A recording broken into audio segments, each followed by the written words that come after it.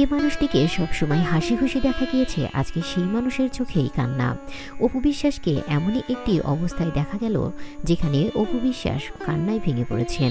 তার কাছের কেউ হয়তো মারা গিয়েছে, তাকেই দেখতে গিয়ে আবেগে আপ্লুত হয়ে যান অপু বিশ্বাস। অপু বিশ্বাসের সেই ভিডিও এবার সোশ্যাল মিডিয়ায় তোলপাড় তুলে দিয়েছেন। অনেকেই বলছেন অপু বিশ্বাসকে এভাবে ভেঙে পড়তে আমরা কখনোই দেখিনি। তার কাছের মানুষ কে হতে পারে যার জন্য সে এমন করছেন? অপু বিশ্বাসের এই কান্নার ভিডিওটি সোশ্যাল মিডিয়ায় বহু ভাইরাল হয়ে গেছে। আসলে কে মারা গেছে বা কার জন্য কান্না করছেন এটা এখনও সঠিকভাবে জানা যায়নি। তবে তার কান্না দেখে বোঝা যাচ্ছে তার অনেক কাছের মানুষ হয়তো তাকে ছেড়ে চলে গিয়েছেন। অপু বিশ্বাস সেখানে গিয়েছেন তাকে শেষবারের মতো দেখতে। অপু বিশ্বাসের এই কান্না দেখে অনেকেই বলছে হয়তোবা সাকিব তার কাছ থেকে চলে গিয়েছে বা সাকিব মারা গিয়েছে। আসলে এই কথাটা ছিল গুজব, কারণ অপু বিশ্বাসের আর সাকিব খানের মধ্যে এখনও কিন্তু দূরত্ব তৈরি আছে। আর সাকিবও এখন অনেকটাই সুস্থ আছে, সাকিব নিজে শুটিং করছে।